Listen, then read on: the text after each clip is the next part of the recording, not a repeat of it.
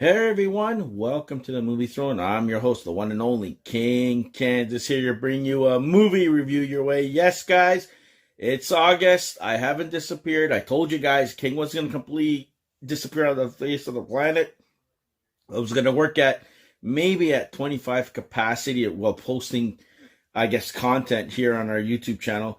I'm not going out 100%, guys, for the next month or two. I'm going to be taking it easy during the summer months, but, as I'm watching things, I might post the odd video here and there for all you guys to kind of watch and, keep us going during these nice summer months, especially in the month of August. And I thought, what better way to spend my August but to kind of revisit movies that I haven't seen for over a decade sometimes, or, like a while, let's just say that.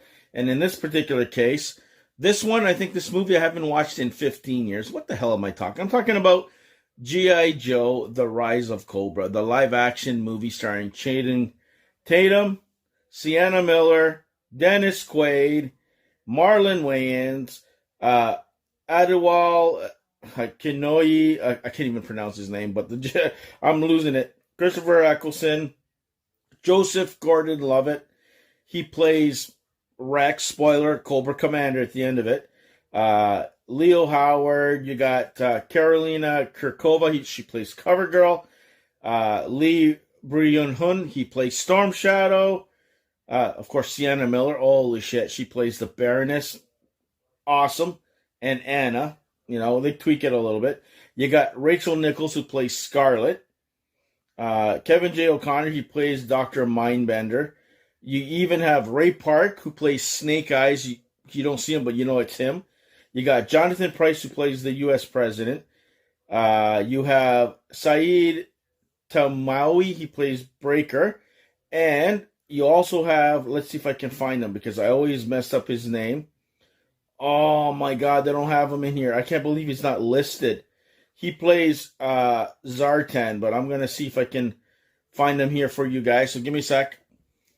Arnold Vosoloo, he plays the Mummy in The Mummy Returns with Brendan Fraser. Even Brendan Fraser makes a little cameo in here. I'm telling you, there's a few here and there. It's 2 hours long and was directed by Stephen Sommers, okay? I actually saw this movie in the theater, okay? When it came out.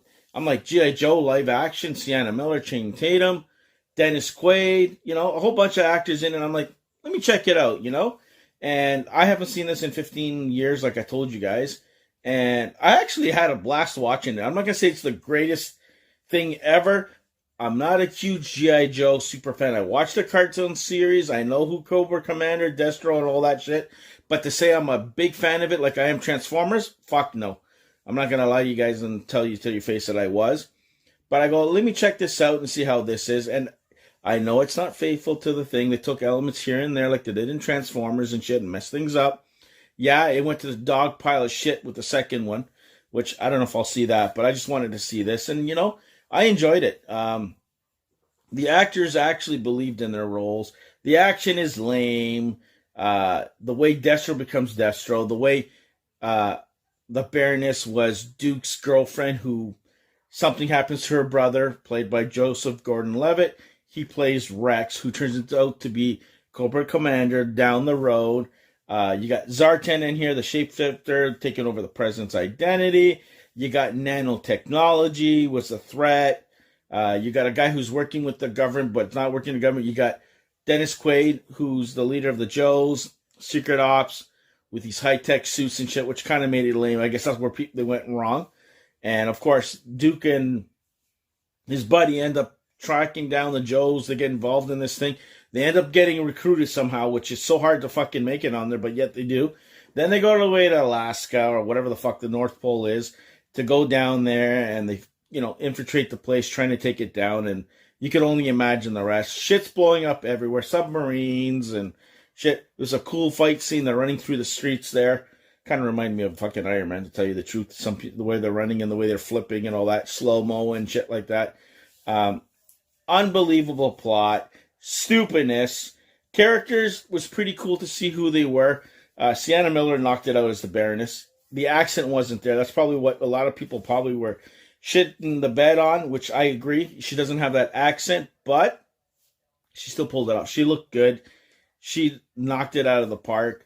at some part she's supposed to be some tough, badass chick, and then when she starts to remember her past, because she got brainwashed apparently by her brother or something, because she was so traumatized by his death, and by Duke that he felt the need that he had a brainwasher, and then they're using people to brainwash super soldiers and shit like that for their army. And I'm like, really?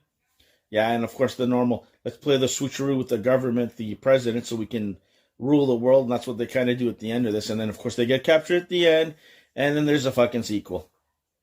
But overall, like I said, if you start to listen and kind of pay attention to what the hell the plot is, you're going to fucking go, now this is so stupid. Snake Eyes looks pretty cool in here. Ray Park with his sword work. Holy fuck, awesome.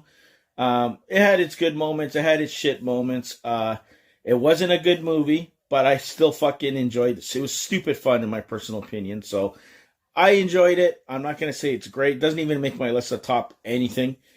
It's part of my collection that I picked up way back when, and I still think it's better than the sequel, even though Bruce Willis and whoever the hell else is there in The Rock, and they end up ruining the whole fucking thing. I don't know how they can do something stupid like that, because like I said, they were going to restart it over. I guess maybe The Rock's bozo idea, playing Roadblock and fucking things up, because he wanted to be the star, but whatever, it is what it is. And I don't know, I enjoyed it. I'm not going to say it's the greatest, but you guys leave me your thoughts below. Did you guys have seen any of the live-action G.I. Joe things? And now with the whole Rise of the Beast, the post-credit scene that there's going to be another G.I. Joe film.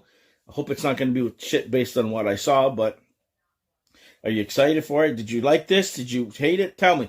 Give me your honest thoughts. Like I said, this is a guilty pleasure. One of those movies I go, let me watch this and see how I feel after so long.